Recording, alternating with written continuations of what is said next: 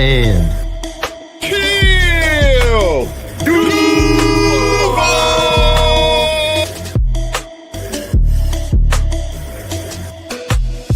know what it is, man. You're locked in the Third and Teal where they keep it real. And if you don't know, you're going to learn today. Third and Teal, baby, and I'm out. Let's go. Third and Teal. What up, y'all? We're back again. Another day, another dollar. Another nickel. Another nickel. It's a little weird coming to you on a Saturday. I know. Used my new lawnmower today. You know, pretty good. Pretty fucking mint. Pretty nice. Robert find us no matter where we be. Oh, yeah. Robert will always be here. He'll always be the first. We'll do the little comments on stage thing like that. Pop up to one, three of us. Yeah. Well, how y'all doing, boys? What's going on, Trevor? Oh, you know, nothing, man. Just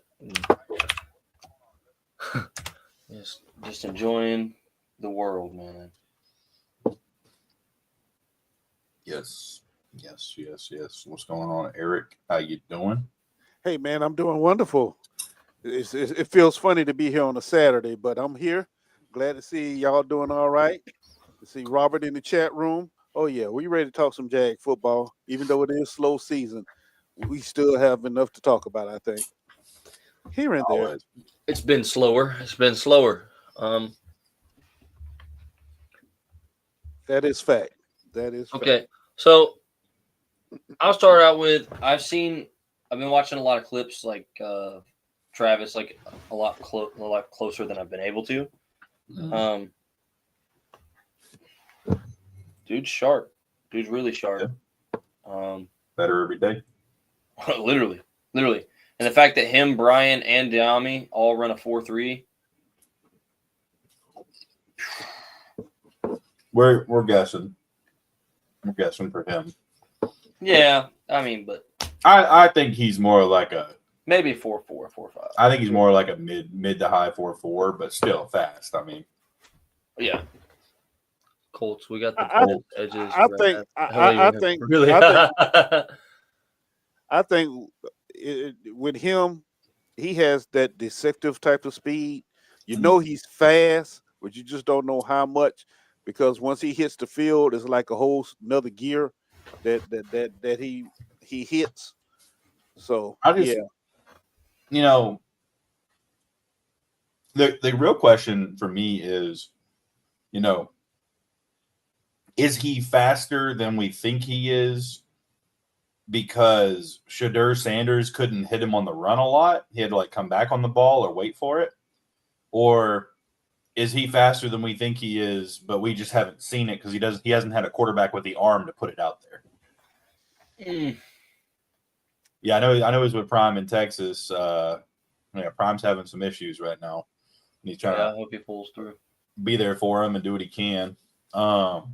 But like, you know, he's got Trevor Lawrence now who, you know, he throws the ball and you got to run under it, you know.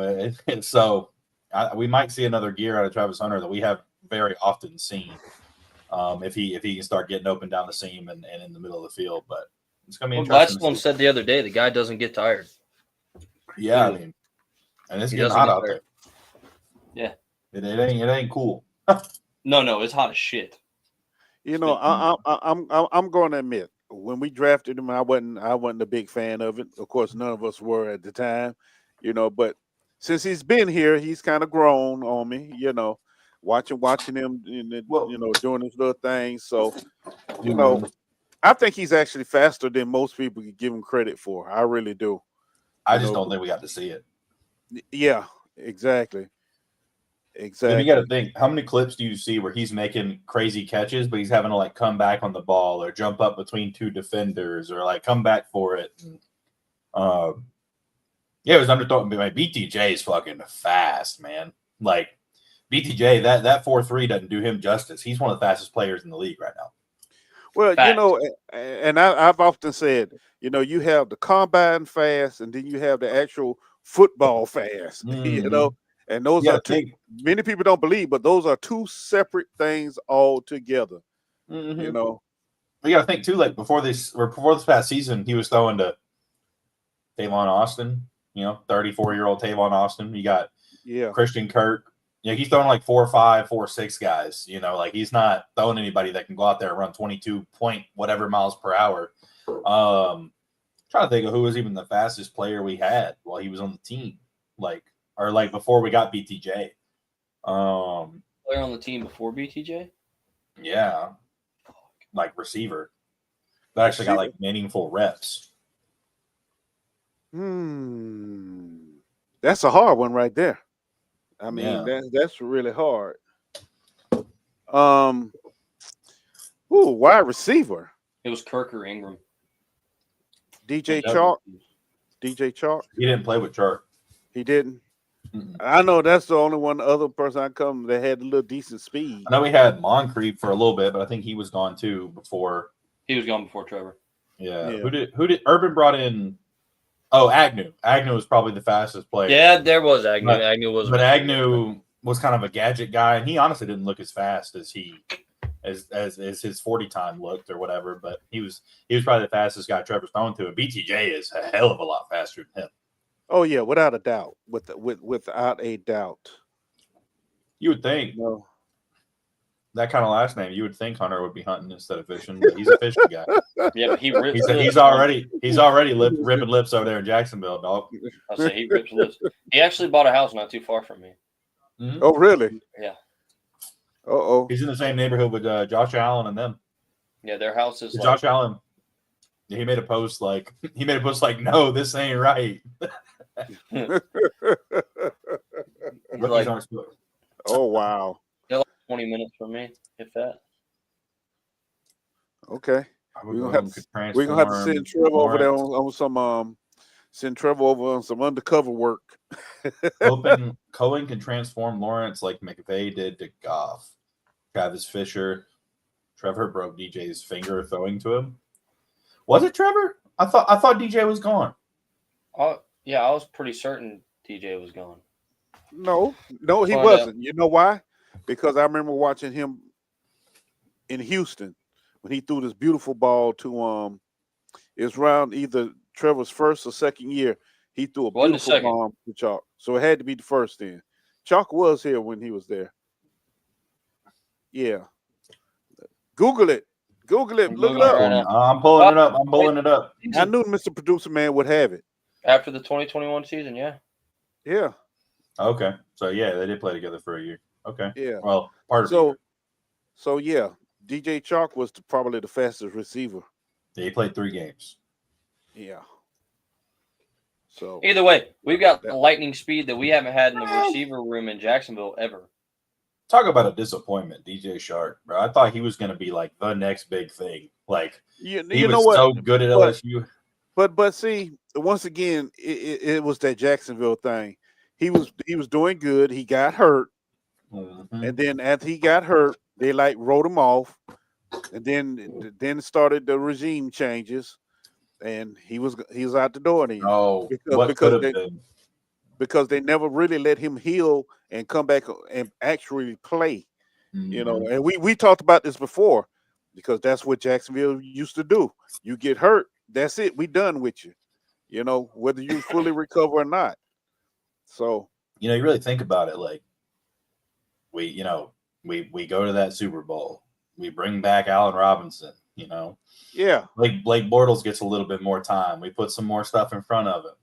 Leonard Fournette sticks around, Right. What could have been. But I think that the Super Bowl window, once this team opens up, is gonna be a little longer than what that would have been though. But it's gonna be interesting, man. I think we can genuinely say that Trevor Lawrence is getting opportunities and pieces put around him, like not just like here's a Band-Aid. Like we're putting real pieces around him.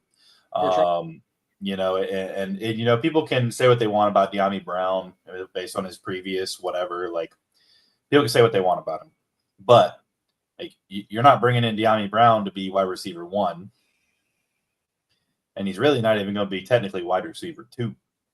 You brought in Travis Hunter. and you brought in the supplemental piece of Diami Brown, and you brought in a young running back that can break any play open if he gets into the open field, and you have your 2 veterans, and you brought in some linemen who you brought in some dogs, and I'm excited though. And I'm glad you mentioned all that, because I was going to point out, I think the success of this team here is really going to depend on the front office and how they actually deal with the personnel. Because we have seen in our history that our front offices has really not dealt with personnel in a way to make the franchise successful. It's more like, what have you done for me lately? If you haven't done anything last 3 games, you out of here. And Lord help you if you get hurt. Yeah, y'all, I'm on this injury thing, because our history shows if one of our top receivers get injured, you can guarantee they wasn't going to be back the following season. So, and is it about loyalty? Not necessarily. It's about winning. Winning. Some of these injuries. Some of these injuries, it takes more than a season to get over.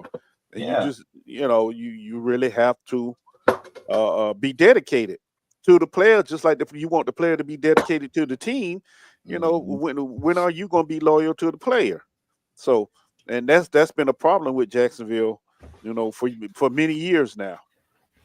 Yeah, I mean, that's my thing is like, they do that unless they're paying you too much. Then they're going to play you just because they're paying you too much. That's why Robinson stuck around for so long. It's like it's just the hard part is, it's like, what, we keep pigeonholing ourselves into these deep contracts because, there's no better option. But then whenever we get a better option, or who we think may be a better option, then we got to sit back and say, oh, the coaches must know what they're doing when they put the guy back out there that's been getting whooped all year. Right. Yeah, I've heard that Trevor said in a press conference that Diami Brown looks like his main target, not because he is the main read, but because he's always open. He knows how to find the holes in the coverage. See, and that's something again that kind of didn't bode well for him in with the Redskins, right? When you think about it, he didn't really get a lot of playing time. You have McLaurin. They keep bringing guys in, trying to bring in patchwork guys.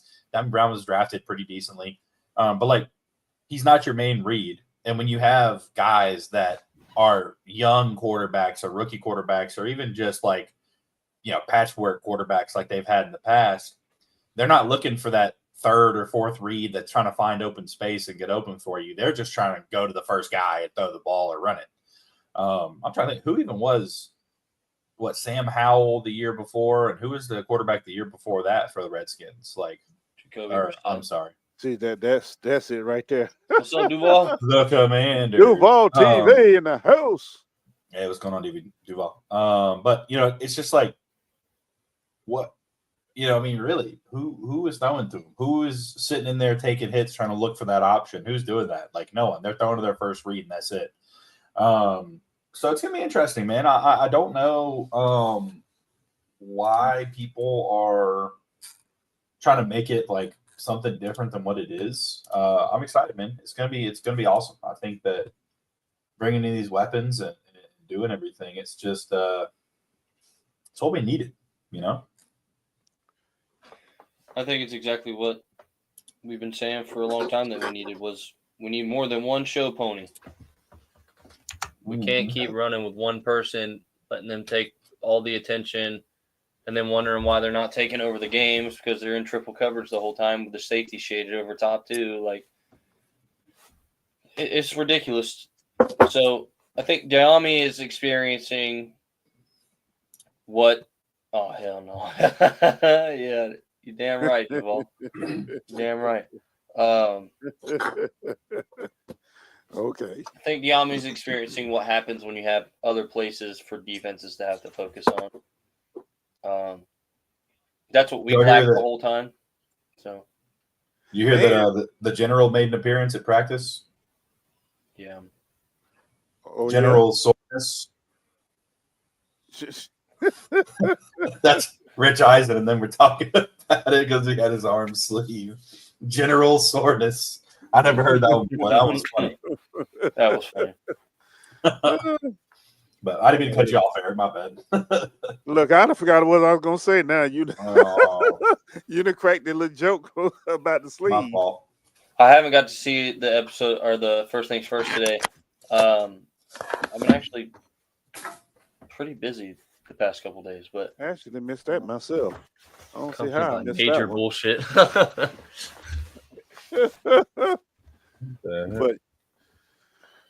But you know, when you look at the receiver core, they look like it's going to be a pretty decent receiving core for a change, which is something we haven't had in a while. Which means the route tree should be a little bit more intimidating and threatening to the defense than we have seen in the last few seasons, in some years, really.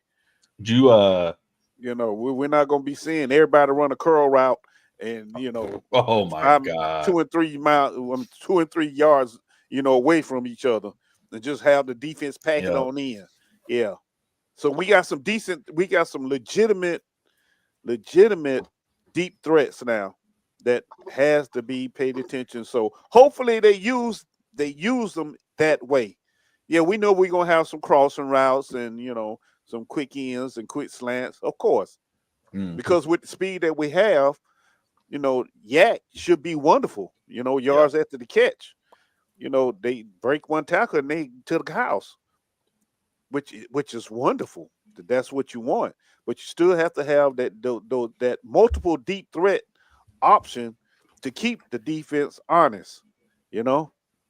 So that's what I'm excited about. It is our fastest team across the board. Did y'all see that BTJ was ranked the #1 wide receiver on post routes this past season by PFF? He rated out like a 97.6% when running a post route. I can see that. Yeah, but we sent him on a post route how many times? That's some of the best plays this year to him were to him on them post routes down the middle of the field, especially against like the Browns and I mean, dude, who was throwing the ball to him during them times? It wasn't Noodle Arm Jones. The answer was not Noodle Arm Jones. So yeah, that noodle cannot get hey, that, bro. Mac and cheese Jones, baby. Duval, we were just talking about though. Diami it's yet to be seen how good he's gonna be. We all think he's gonna be good though. I mean, no shit, Robert. I would agree. We definitely agree with that. Thing I did want to say, I want to ask: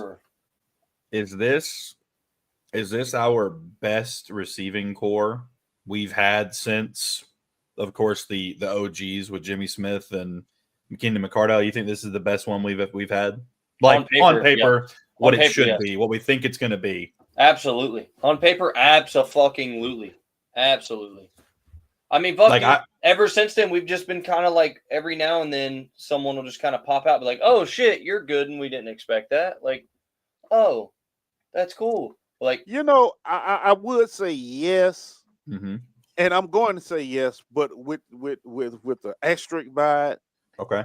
Because I'm thinking about Cecil Shorts III and Blackman. No, fuck no. No. But no. Let's give when Blackman played. Hypothetically, yeah. Yes.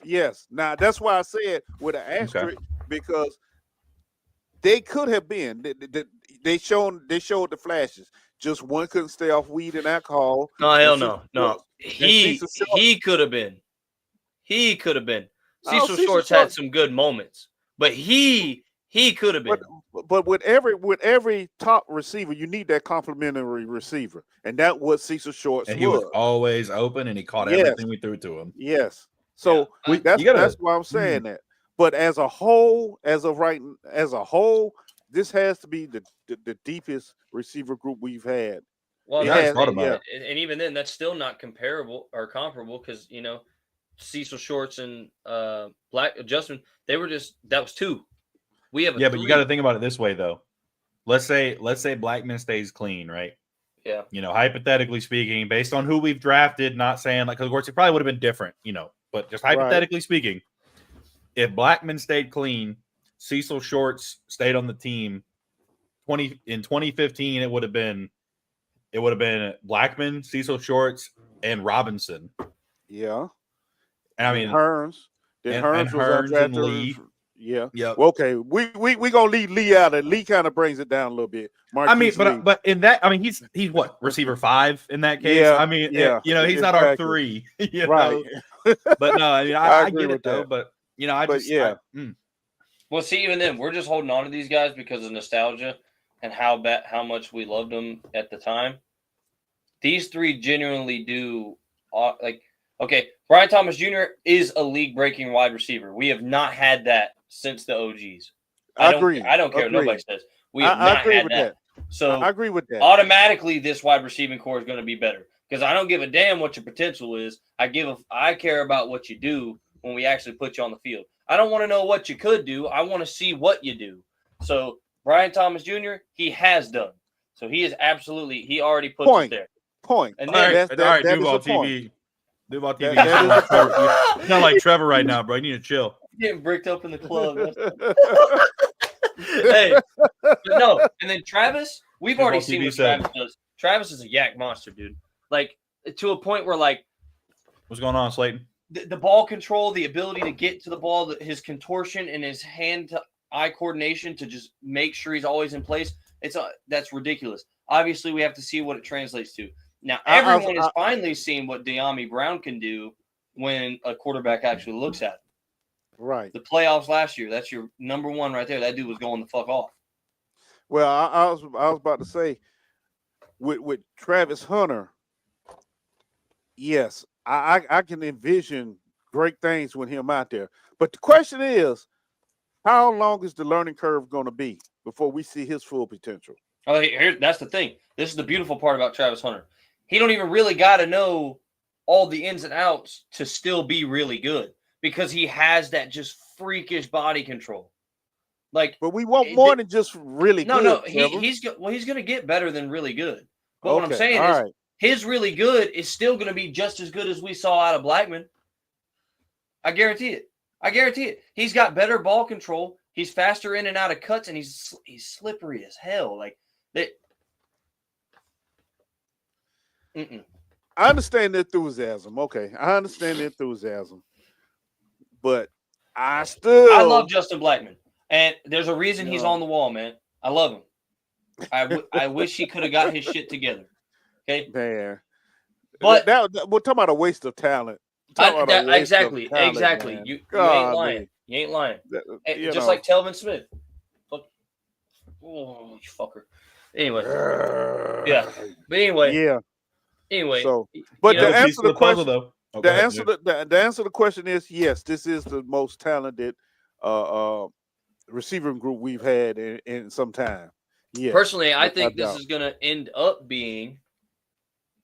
I say you give us another year of drafting with Gladstone, maybe a year and one off season and one more year, and we'll have the most talented roster we've had since then as well. I can't even argue with that. No, because he's already shown we're already tracking towards that. We don't have that now. Like, I think the 2017 roster overall was more talented. Yeah, but if you really look at that roster though, that was a lot of veterans though that we brought in also. But that was still that's that wasn't more talent we're holding. Yeah, I'm just saying that wasn't homegrown talent. Like we're hoping this regime will do homegrown talent. No, I believe we will. That influx of veterans. Well, what we need though, if Hainsey doesn't turn out to be it, we need a Brandon Linder. We need we need somebody who can come in and be our center that we draft or young guy we bring in, and we need him to be here for 8-10 years. Absolutely. We need somebody to put in front of Trevor that's going to be here just as long as he is. Absolutely. And I think we're going to do that. And we could have done it with Powers Johnson, but we didn't, God damn it. Yeah. Calm it down, man. No. No, they got Brock Powers and Powers Johnson, man. That's a justified crash out. And they always play us hard as fuck. Always play us hard as fuck. It didn't matter who throwing the fucking ball back there, bro. They got fucking big man tight end running over everybody. Bro, they juice the fuck up when they play us, dude. They do. It don't matter how sorry their roster is. If they got the Jaguars on that schedule, they're gonna pull up for that one. especially if it's on the West Coast. Yeah. We do not play well on the West Coast. I don't care who we playing. Mm-mm. We do not play well on the West Coast at all. But either way, I think first of all, Trevor looks sharp as always. It's hard for me to say. I don't know what more you can say. Trevor hasn't been the fucking problem. So what we really need to see now, and this is the only all of it sounds great, but what the hell is this offensive line going to do? Because that's what all of this is riding on. All of it. That is a fact. That is All a fact. Because we done seen what happens when you put some people out there on his edges and still don't give him no fucking time to throw the ball. It's still bad. Of course, it's going to be bad. And we have no running game. But you know what I am excited to see, though? I'm excited to see this defense. Well, yeah. Because I'm ready to see Caleb Ransall absolutely decapitate a motherfucker. Look, let's be honest. They can't be any worse than they were last year.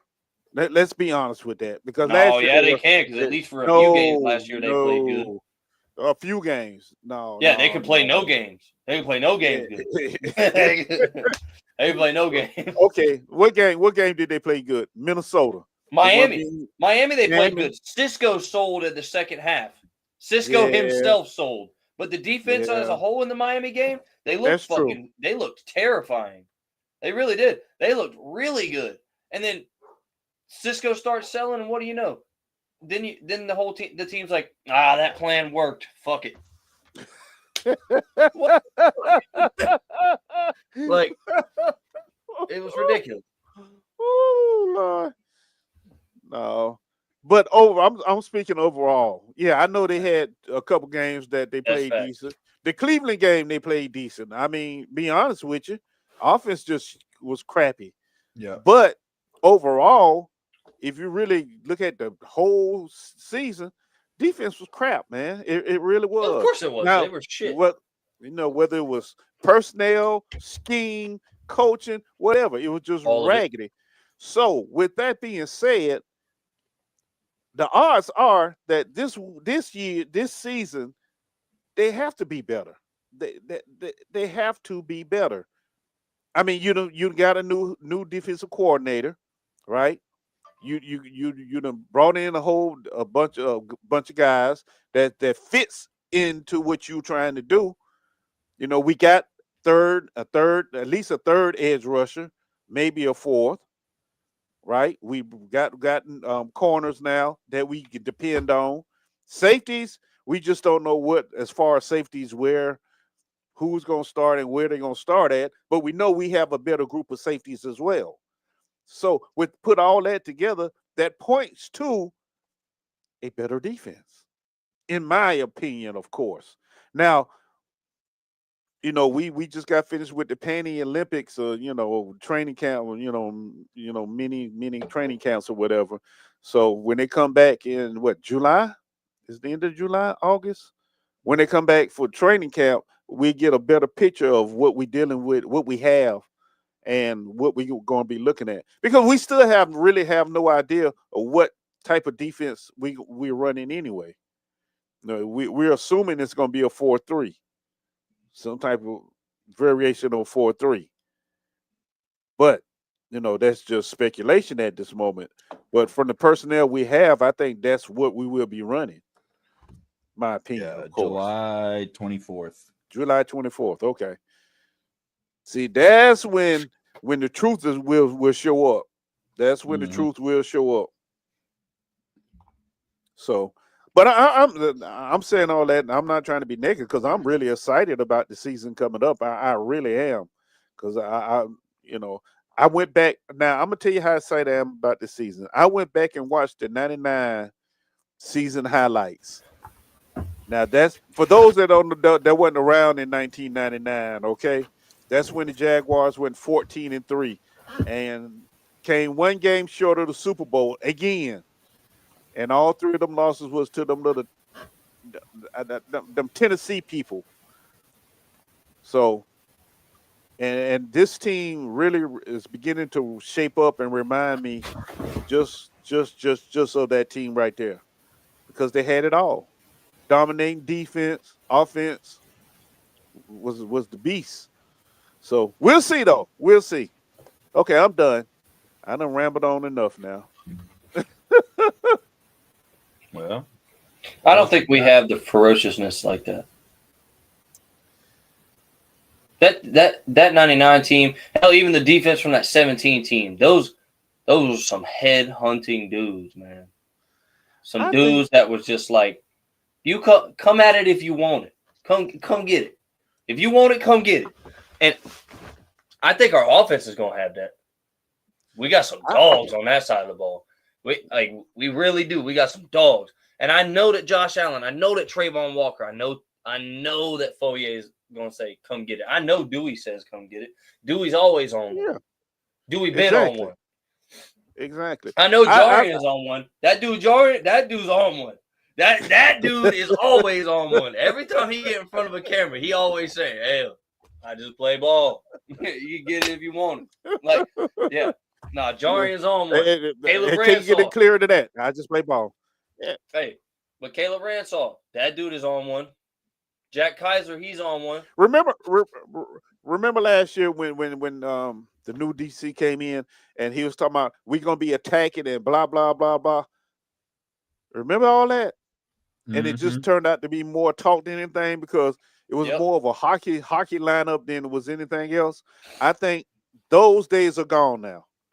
And I really think we're going to have a very aggressive type defense this year. I really do. Where the linebackers are going to be free to roam and the defensive linemen just going to be told, go get the ball. Go get ball. I don't care who got it. Just go get it. You're going to see Devin Lloyd have a good year this year, I think. He needs to. He really needs to. You know, he fucking better. He better. Because if not, I'm going to start paying people to throw wet paper at him when he gets out of the stadium or something, bro. That motherfucker sorry last year, man. I was so tired of it. But no, I think, man, we've really picked up some dudes that we've got the capability to really put it on some people. Right. We do. Like, we got it. But the only reason I say we don't have the ferociousness yet is just because, like Telvin Smith, that dude was a fucking maniac. Paul Posluszny, Paz was a fucking maniac.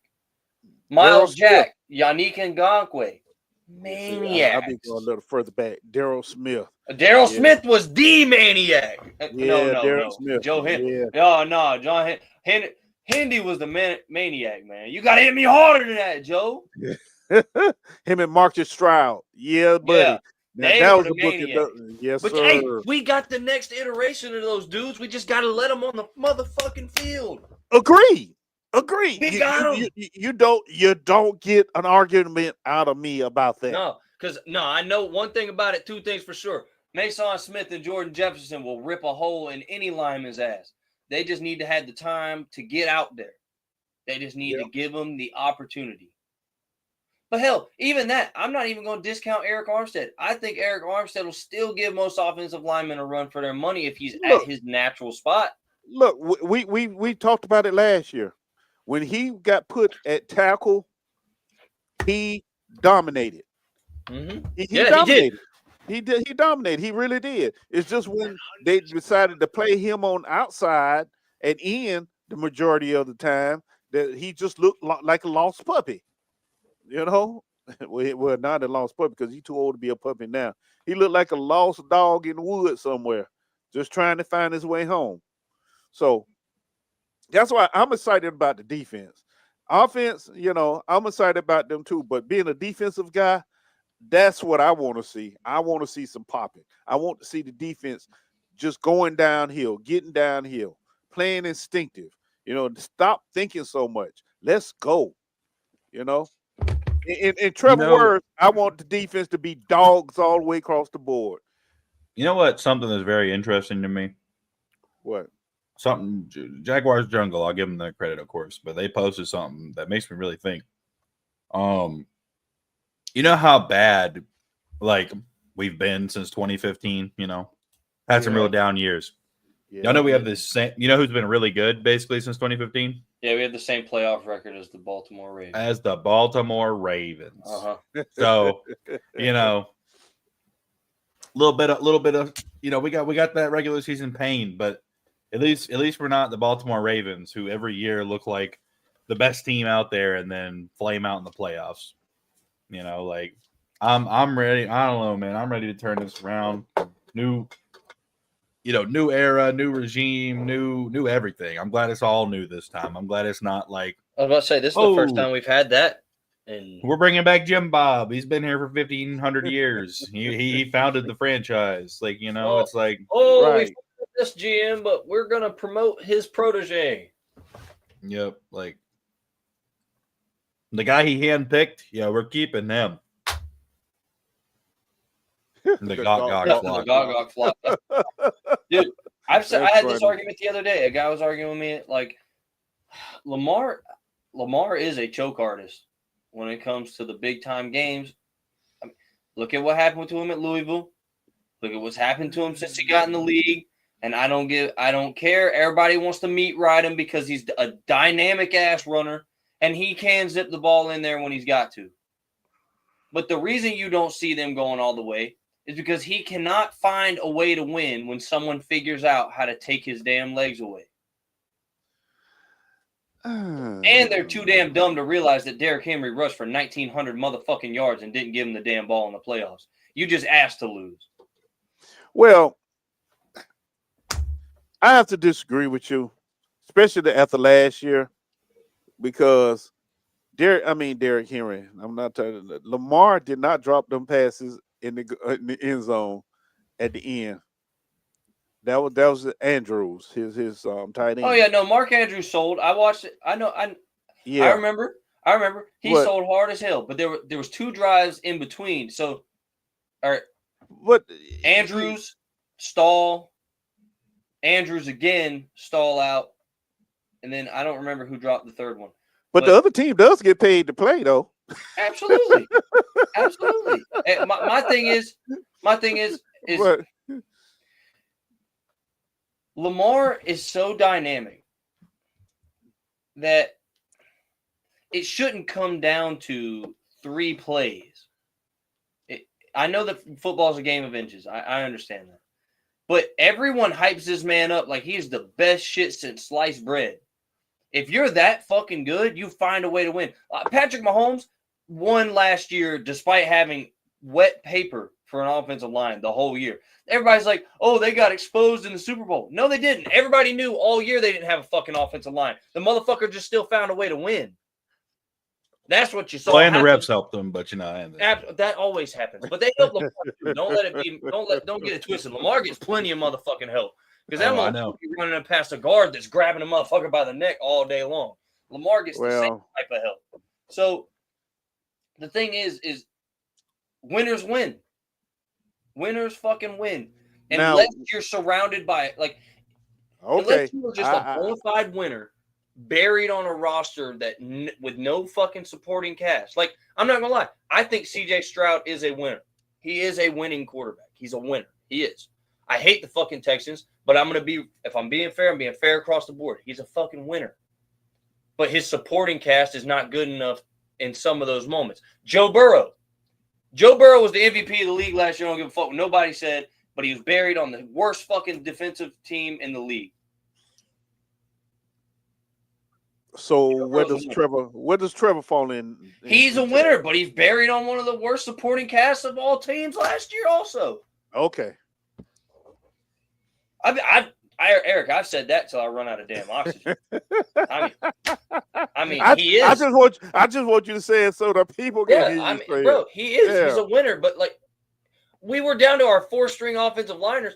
Most of you people, diehard fans, can't even name who those motherfuckers were coming on the field for us at offensive line, bro. You don't know. We need some AJ Cans. Yeah, I was gonna say you couldn't even tell me half of their names. I promise you. We could hold a trivia game and 90% of the people watching would lose. Because nobody knew these dudes. We were just bringing in nobodies. And even the dudes we paid were playing like ass. And then you look at the defense, we couldn't have stopped the nosebleed, man. Well, it helps whenever you leave the nose wide open.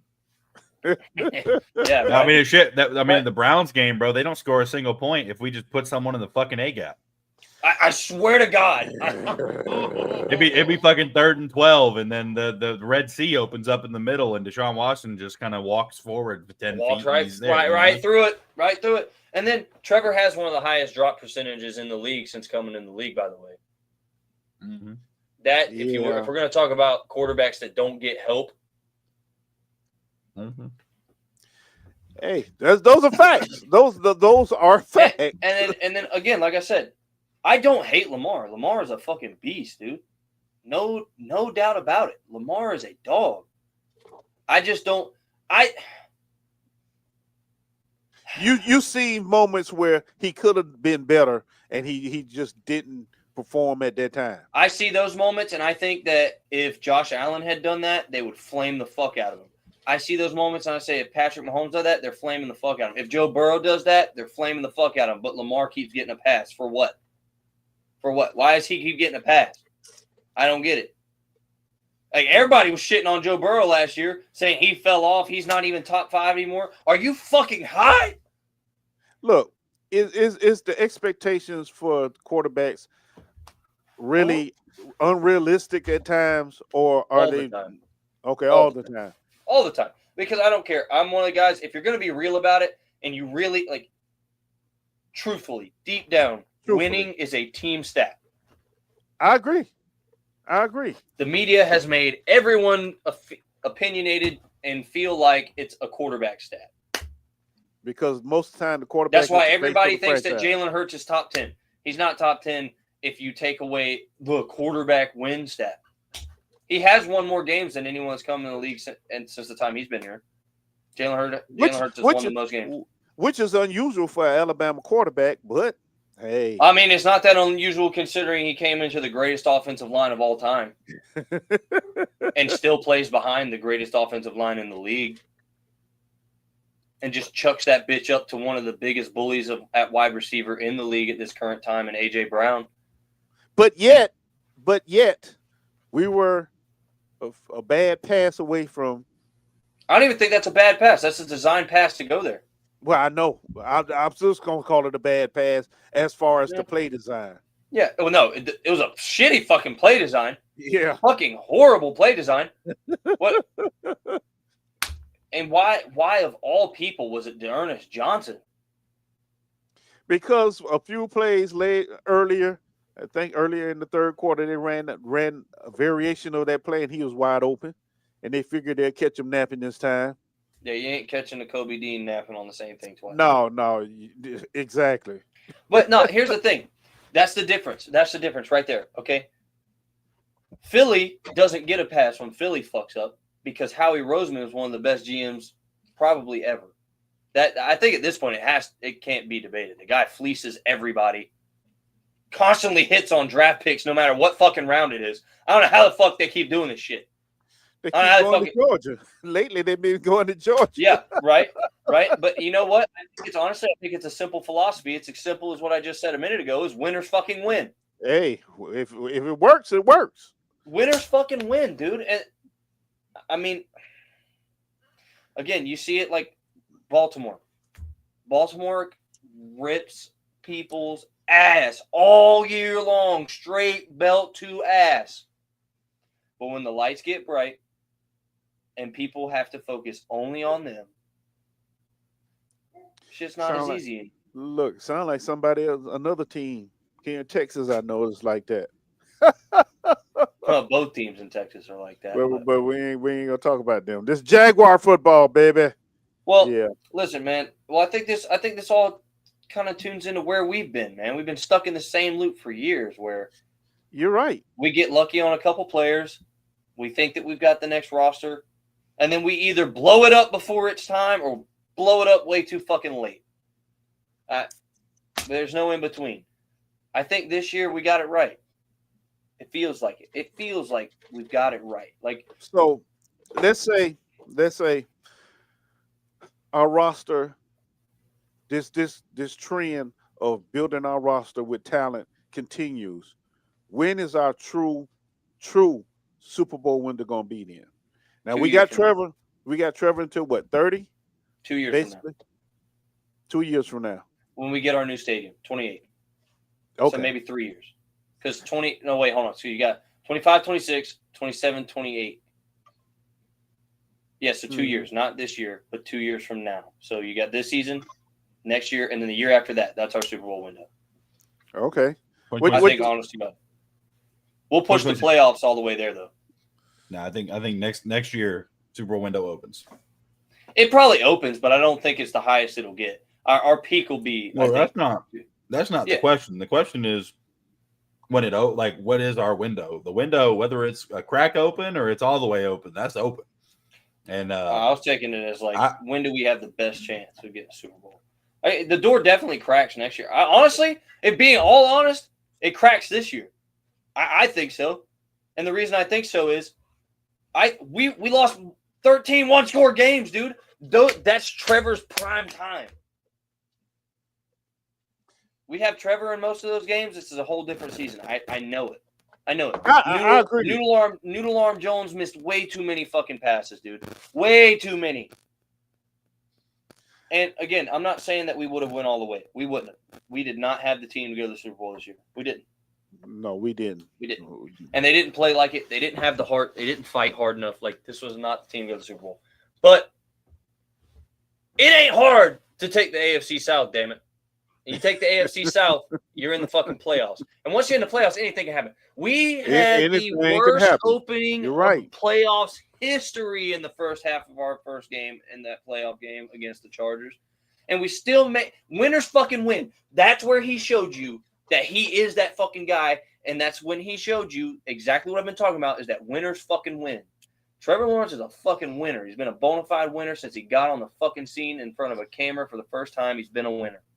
Winners win. He has never lost as much as he has since he's been on this damn team, buried in this poverty-ass mindset of bringing back these same bum-ass people that don't know what the hell they doing. We got a new regime in there with him now that actually seems to know what the fuck is going on. Finally. Yeah. Well, I mean, I promise you right now, I know this. Honestly, again, I don't want to go into the debate of why I think this was a bad idea. I think we've all agreed on it now. But I guarantee you Gladstone doesn't pay Walker Little. I guarantee you Gladstone doesn't pay fucking I don't think he pays just about anybody other than Allen. He would change out another contract, like maybe, I don't know. Honestly, I don't know who else he would have brought in. I don't even think he would have paid Tyson. If we had Gladstone last year, I don't think he's paying Tyson. Oh, okay, okay. You said if he was here, previous season. Yeah, if he was here last year, we don't pay Tyson Campbell. We don't pay Walker Little. We fix the motherfucking problems, and we tell Tyson Campbell, get your ass on the field and show us you're worth the money. Because Gladstone's already shown that he has no ties to anybody. You're going to either play ball or get the hell out. That's what we've needed. We've been letting these bum-ass players stay on this team for far too long. Cam was our premier fucking lineman. He was an airport turnstile, dude. Why did we keep bringing him back? Why? He was decent in the run game. He was decent in the run game. The worst center in all of football. Who was that? We fixed it for 1 year? Hey, leave Luke alone, man. Luke did his best. He did his best. He would do a lot better. But his best wasn't good enough. He'd do a lot better as a Walmart greeter. He just put the fries in the bag because he is not it. But the problem is that we held on to it. We held on to it. Why? Who knows? Who knows? And loyalty. Then, don't get me wrong. Christian Kirk absolutely was a positive for us. But he was a positive for us because we had no fucking body else. We didn't have nobody else. He was it. We made Christian Kirk our wide receiver 1. For years, dude. What? No other front office across the league was willing to do that. There's no other front office across the league now that would be willing to do that. There's no front office across the league that even looking back on what he was able to do would do that then again. Nobody would do that. We were doing shit like that. What are we fucking doing? And then we were addicted to drafting linebackers we aren't going to fucking use. We always got to draft some throwaway lineman that never gets to see the field. What did Trevor need? Trevor needed offensive linemen in the first and second round that were actually going to fucking play meaningful football. I agree with that. What did Trevor need? Trevor needed weapons. We got one last year, and he tried to fuck that up. I mean, seriously, we now have a stat. Like I said it, and I'm working on it right now. I've run into complications with getting the episode uploaded. But on Talking Ball, I mentioned this where like Trevor's biggest weapon this year is going to be off the field. It's not on the field. His biggest weapon is absolutely our new front office and our coaching staff. That is Trevor's biggest weapon because these guys are actually dedicated to putting something on the field that actually resembles competent fucking football. These guys actually care about filling the holes.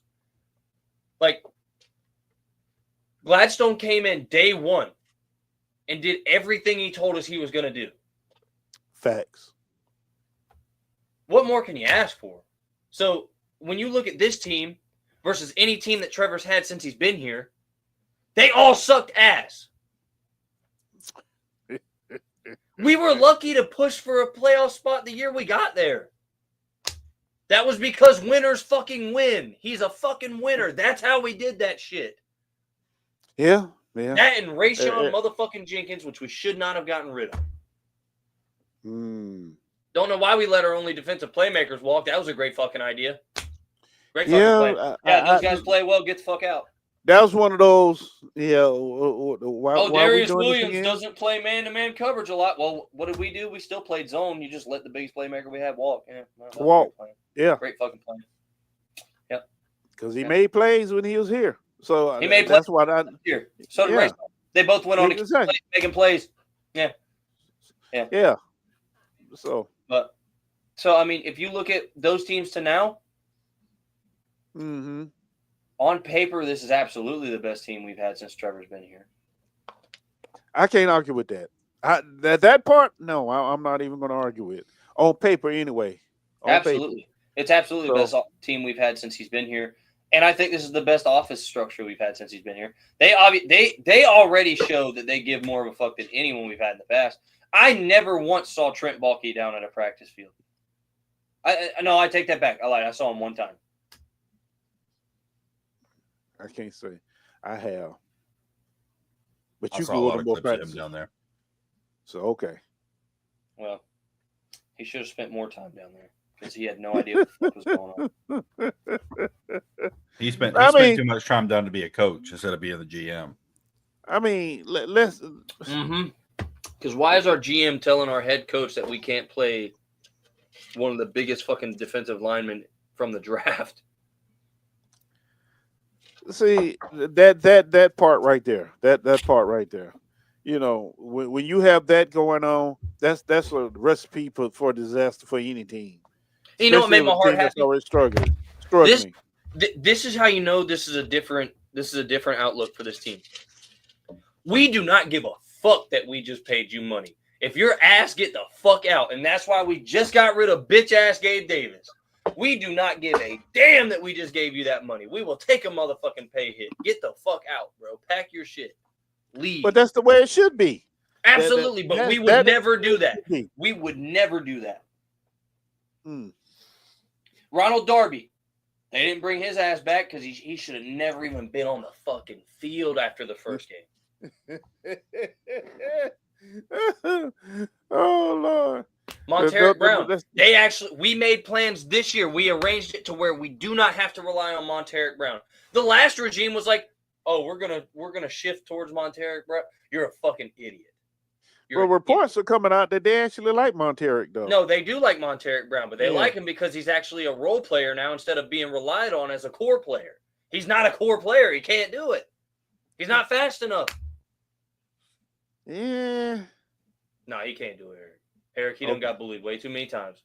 They got bullied. He gets bullied all the damn time. Now, can he make a play when he pops it? This is when Monteric does his best work. When when All we're right. like, say we're second and 10, Mhm. and we pop them in, we're running like a cover 3, and there's a drop zone somewhere around 8 yards out. He does his best work there because he can move around, but he's not relied on to cover or stick to any one guy. He's just got to watch his zone. When you put him man to man, he is burnt fucking toast. He gets cooked. I can't argue with that. He does get Oh, toasted. he get torched. He gets torched. He does. And what's fucked up is they be putting that man on live television like that, knowing damn well he gets torched, and they just keep doing it to him. They keep calling man coverage, knowing he can't do it. It's fucked up. The same thing they did to dog shit Darby. They knew damn well that old man wasn't keeping up with shit. They just kept See calling that part right there was the most disgusting part for me. You know, having Darby out there on the island, and he just getting torched every time the ball is snapped. Now, the most disgusting part for me was that Winger didn't take the starting spot from Cisco. Now, we talked about this part last year. Remember, some kind of way he got injured in training camp. Yes, but they yeah, never he was would out say for a what while. the injury.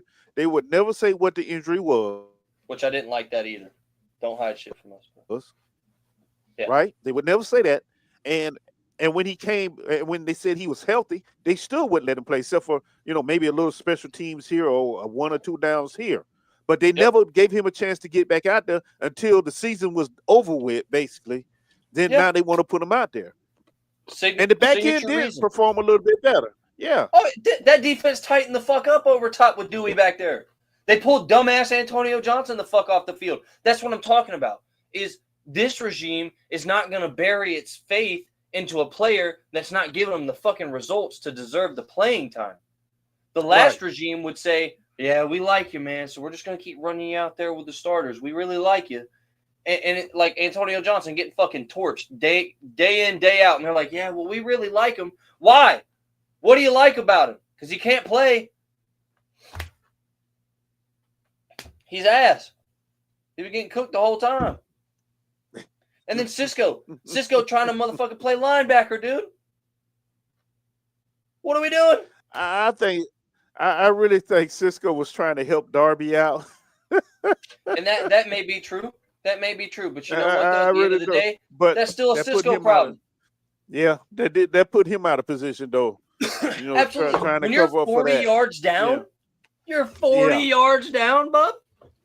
And then you end up having to try and stay with a fast tight end man to man, and then you just get toasted with everybody else. We had 2 safeties last year that looked like they had no idea where the hell they were at any given time.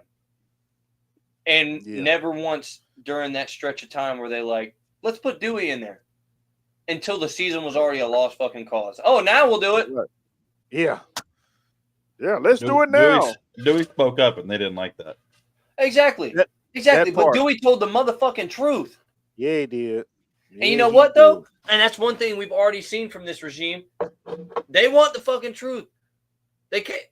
Everything they say is pretty much hard-nosed. Like, say, for instance, Liam Cohen. He don't seem like he's going to sugarcoat shit too much. His first reaction to Bashaw Tootin' day one was, I don't know how the fuck he managed to put the ball on the grass. It's no contact. How do you do that? I don't know how you do that. Doug Pearson would have been like, yeah, we like him. He had a little slip up there, but we'll get that cleaned up. It would have been some fucking, just some bullshit. No. He's still media trained. Make no mistake about it. But he put the pressure on him. He said, hey, I just want you to know, I do not like that you did that. I don't know how you did that, and I hate it.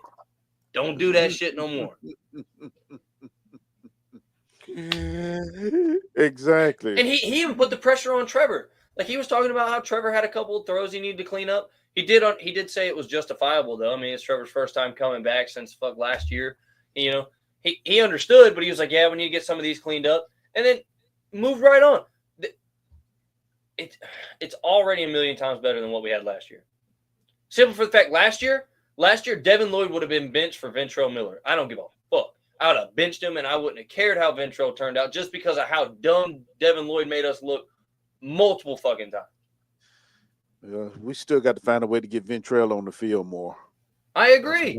Yeah. I agree. But even then, let's just say that they saw something that we didn't in Ventrell. Okay. Mm-hmm. Play Chad Muma. I'd rather see Chad Muma than what Devin Lloyd was giving us last year. He made Cole Kmet look like a fucking all-pro, dude. Yeah, he did. Yes, he did. That's not even the only game, but that was the game that really highlighted that he was really lost. Really lost. Really, really. Yeah. Really lost. I mean, so that means all those things. And then another thing, this regime is not putting Eric Armstead at a fucking edge rusher. Thank you. Thank you for that. Yeah. We really do appreciate that. This regime's also not going to tell Josh Allen and Trayvon Walker to put on an extra 50 pounds, and when they say they're not comfortable, they don't feel like they're playing at the best that they can, to just shut up about it. I don't know why not. Why would they? Why? It showed on film. They were a step or two slower this last season. It showed up. So why?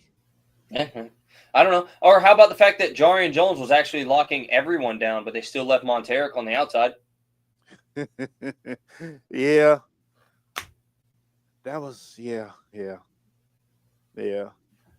So you know what? With all that being said, that gives us a whole lot to look for this year. And that's why I have optimism, because you'd have to try to be that bad. Oh my! And here's the thing. Okay, so like last year, we were begging for all these common sense things, because bro, if we can see this shit, so can they. So can you they. would hope. You would hope. No, they can see it. It just comes down to are they that fucking stupid, or is this intentional? You literally have to ask yourself, am I the idiot? Like, am I the dumbass here? Like, is this a joke? Am I the joke? Like, who's the fucking joke? Somebody's a joke here. Right? And then you're like, okay, someone please just use common sense. This draft alone, we use the common sense. This offseason alone, we use the common sense. Other than Mekhi Becton, and I think we should not have picked up Eric Murray, and we paid a tad too much for Jordan Lewis. So you can't ask for everything to be perfect, but they did address situations that we needed. They did. What would have happened last year? They'd be like, yeah, we picked up one 38-year-old offensive tackle. We think he's going to hang in there for us a couple years. We'll probably pick somebody up in the 5th round that just got back from a debilitating injury. He hasn't seen the field in 2 years, but we think he'll work out just fine in a couple years from now. Right. But Trevor's just going to have to keep fighting for his life. He's a fighter, you know. That's what we got him for. So that's how they would do it. And then just the common sense alone, the things I've already mentioned, getting rid of Gabe Davis, best fucking thing we could have ever done. I agree. Best thing we could have fucking done. I don't give a fuck about the money. Shad Khan's got plenty of money. Fuck that shit. Get rid of him. Not paying Devin Lloyd. Last year, if we still would have had Trent Baalke, they would have paid Devin Lloyd, I promise you. Or they would have kept his – they either would have picked up his option or paid him. I know one of the two would have happened. They probably would have picked up the option. I don't think they would have paid him. I don't know. I don't know. No. Maybe. If paid Tyson Campbell before Tyson Campbell showed us any damn thing, and then he come back out here and look like shit again. Yeah. The only guy I would be okay with them paying right now on that defense to any kind of extension is Trayvon Walker. I think we need to sign Trayvon Walker like absolutely sooner rather than later. I completely agree, and I think especially now that we picked up the 5th-year option and we get an extension on there and add another 4 or 5 years and still have kind of like we did for Trevor. Right. I think we need to go ahead and lock him down now. I couldn't agree more, and I think that's probably why Gladstone didn't pick up the option on Devin Lloyd. I think he probably already is mulling that decision over, to be honest with you. I mean, you got to think about it. We pay him now after 10.5 sack seasons, or we pay him after he drops 15 to 20 next year, or in year 5, and then now we got to pay him as much as we paid Josh Allen, if not more. Yeah, I'm fucking good. I mean, and we can all say, "Oh, well, I think he's a guy that would like." I think Trayvon would take a little bit less, he would, but at the same time, with how the salary cap's been moving. I mean, he might as well just take as much. You know what I mean? Like, well, one thing we really do got to start planning for right now is the contract that a Travis Hunter is going to require. I think that's I don't know, dude.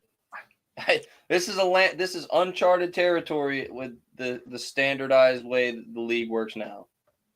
It is uncharted territory. If he really does, I mean, let's just say he maxes out on both sides of the ball. Like he really comes out, he's locked down on the defense, and he's a fucking all-pro baller on the offense. You're not throwing that motherfucker a standardized superstar contract. And he's just like, yep. Nah, he's a superstar for both sides of the ball.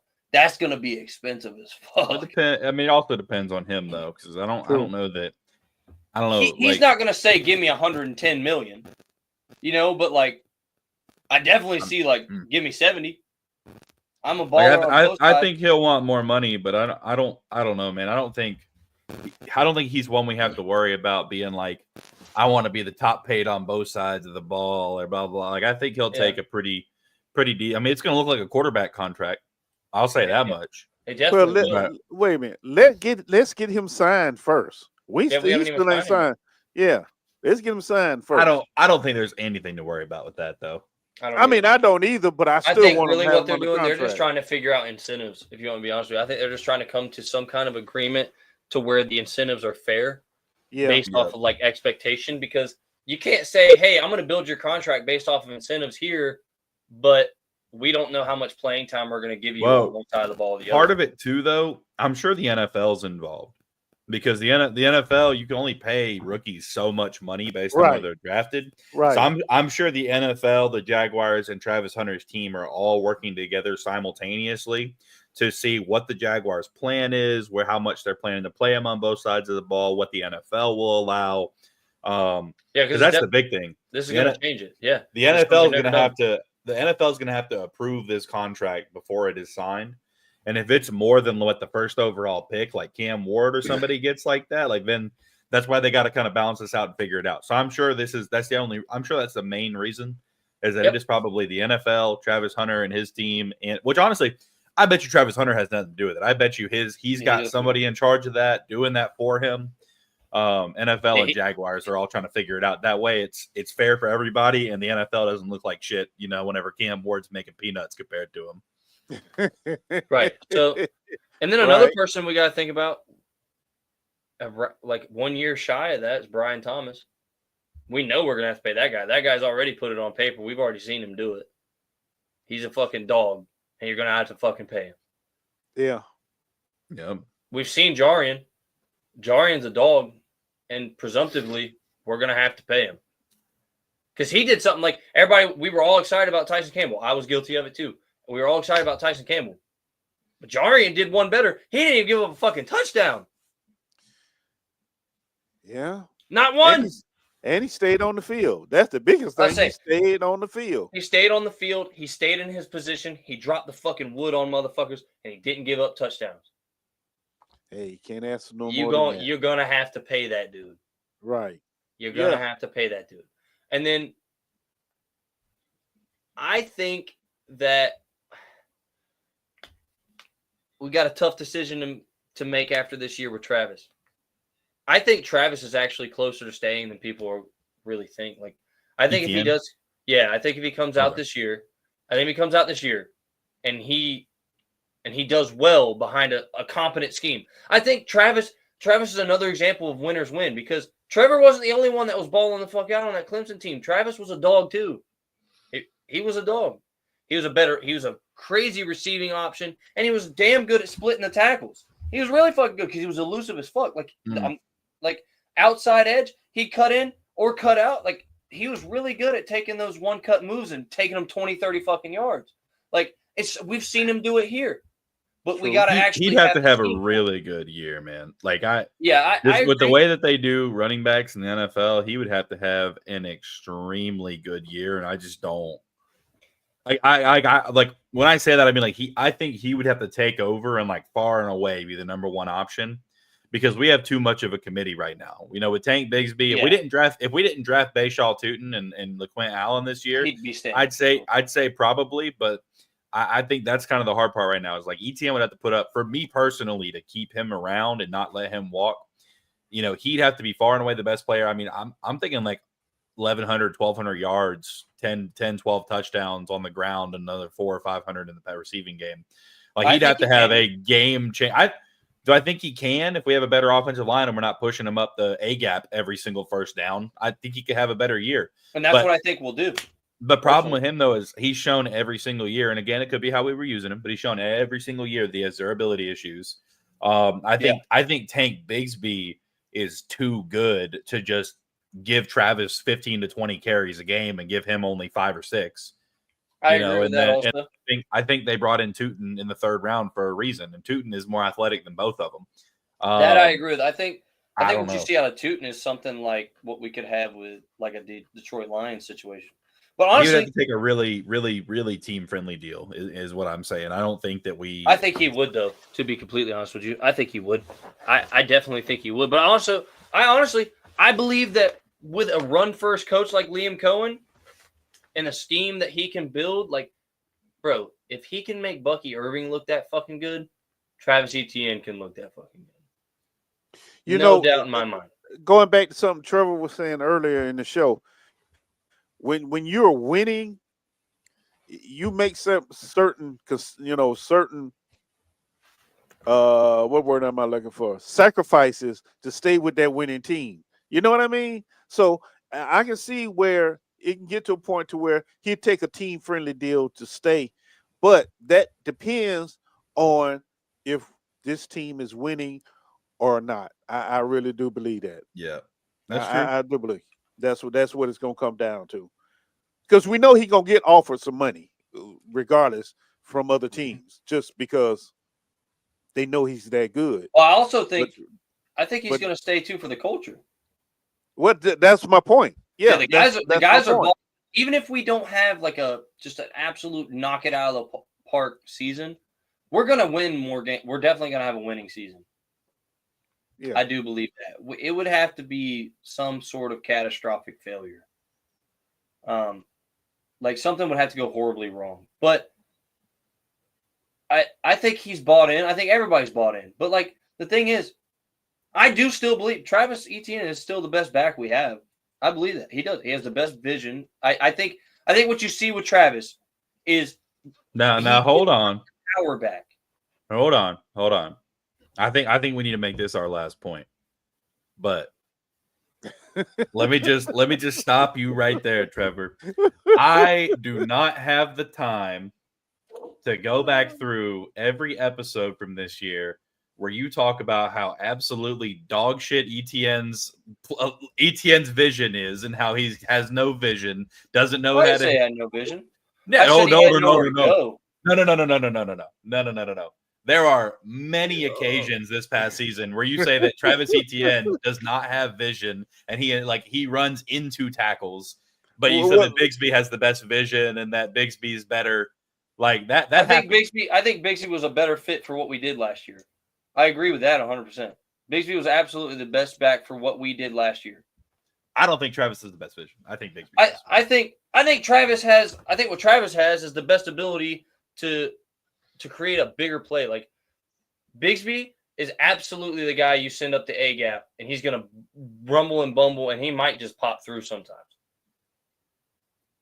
Etienne, every time we sent that motherfucker towards the numbers, he goes 10 to 15 damn near. Like, you just got to get him out there and actually seal the edge. We had two problems with that. One, we never schemed it that way. And two, we had no ability to seal the edge. No, but we could not seal the edge to save our life. Doesn't that indict his vision, though? I don't know if because Bigsby went outside too and made big plays. Bigsby did it every now and then. And you know, if you're gonna say that you have to send Travis Etienne outside, but you can send Bigsby between the A gaps. I mean, that says more about Etienne's vision than it does. No, Bigsby would just run straight at people because Bigsby is a power. No, Bigsby, he runs at people, but also he was the top 3 elusive back last year. Yeah, like, we forced him to fucking ball in the center. Yeah, because he's going right up. There's like 42 people there. I think his elusiveness is definitely underrated. Like I don't think people talk about it enough. Underrated elusive. But Etienne, like I don't know. I just don't. I don't see it. It's not that I don't think Etienne is the best back in the league. I don't think anything like that. But I think I find it crazy that like before last year, everyone's talking about how ETN is possibly a top 5 back. His stats were there for it. Like he was running like it. He was the number 1 in broken tackles behind the line of scrimmage and taking positive plays. Like, and our offensive line got worse. When our offensive line gets worse, and then we just start slamming him up the fucking middle, he's not that fucking guy. He's not that guy. He's never been that guy. So, yes, absolutely Tank Bigsby was better for us last year with what we were doing last year. But also, I don't think anything we were doing last year was competent or even resembled intelligent. We didn't do anything that made any fucking sense. And I think Bigsby, I think even Liam Cohen, Bigsby might emerge as like far and away the best back. I think he definitely has the potential under Liam Cohen. I definitely believe that. I get where you're coming from. Like, it could be anyone, really. Especially between Bigsby and ETN. It could really be either one. But I think those two could really be something like what Detroit has, where they pull them in and out, and both of them are just absolutely ripping your shit apart, bro. You don't have a choice. And then when they need some crazy shit, Bayshaw Bayshaw could just come out and just be that damn good. I don't want to include Bayshaw on that yet because we don't really know what he's going to do yet. Like, we can, it's fun to talk about. He's fast as shit, and we know that. But like, so was Agnew, but Agnew had a fumble problem, which is the same thing that's marked on Bayshaw, is he has a fumble problem. Well, so we'll see if that continues. You know what I mean? Well, but Agnew was a receiver anyway. Agnew got played more like a damn running back with us than he did a receiver. We stuck him in the slot sometimes, but he played gadget running back more than he did anything. Well, okay, he played gadget man. Yeah, he did, but I mean, still, yeah. It's the same thing though. And then like ETN, if we could get some kind of competency back, who's to say he doesn't return to top 5 in the league like he was? Because it's not like ETN just drastically changed. He didn't drastically change. We got worse. We got significantly worse. And then again, I like Tank Bigsby. I am a big Tank Bigsby fan. I think he's a dog. Mm-hmm. I personally, I don't think we should be looking to get rid of either one of them. My personal opinion, because first of all, I do think ETN at this current moment is our best receiving back, especially since we got rid of D'Ernest Johnson. I think he is our best receiving back, and Trevor does like having the safety valve at the flat. Well, of course, they haven't seen him in the NFL yet, but I think LaQuint Allen is the better receiver out of it. He does have the potential, but like I said, I haven't put them in it yet. RB4, so true. Yeah. But like I said, I'm not putting them in it yet because we haven't seen him do it. It's possible that it is very possible he could do it, and LaQuint Allen is shifty as fuck. So like, yeah, he really could be a problem with Yak too. Like, there's no telling. But like right between the two of them, ETN's the better receiving back. ETN, I do believe, is more shifty. Bigsby is stronger, for sure. So it really just depends on what running scheme we go with. But if we do use them, like a Detroit does. Detroit goes power when they shove in David Montgomery. Mm. And they go outsides and try to seal the edge when they put Jahmyr Gibbs in because he's fast as fuck. If you play to their strengths, both of those backs could go 700-800 yards apiece. That's agreeable. That is agreeable. And that's my point. Like, and that's exactly what we need. You take the pressure off Trevor, our receiving game would be unstoppable. Unstoppable. We've got 2 running backs in the backfield that you got to worry about. Plus, we got 3 dogs at receiver. There's nothing you can do. It's perfect. Well, and I think getting rid of Travis just takes that option off the table, at least presumptively for now. I don't think that means permanently because I do think Bayshaw Tootin is going to be really good. I think he's going to be really good. No telling yet. I won't commit to it because I haven't seen it yet. But right. I do think he has the ability to be really good. But as it stands right now, if you run them out there right now and you put Trevor Lawrence, Travis Etienne, Brian Thomas Jr., Travis Hunter, and De'Ami Brown, and Britton Strange, that offense is going to be a problem if we actually run plays that make sense. Hallelujah. You are absolutely correct. Yeah. You're absolutely correct. No more fucking bubble screens on 3rd and 12. screaming at the television. Yeah. Well, That shit almost gave me an aneurysm. what I got anything else? It's damn this. Nope. Oh, damn. I think we accomplished our mission. Yeah, think we're good. we did it again. Well, all right, gentlemen. Everybody that came in, thanks for watching. Still got 14 of y'all in here. Fuck yeah. Let's go for another All hour. right, then I'm talking about. I got time. Wow. It's Saturday. No, I'm just kidding. All right, y'all. Well, thanks for coming on. Thanks for everybody to come out and watching. Really do appreciate y'all. Appreciate it. Couldn't do this without you. Appreciate you. We love you. We love you. Yep, we Thank love you. All right. We're bricked up for our fans. Bricked up for the boys. Peace.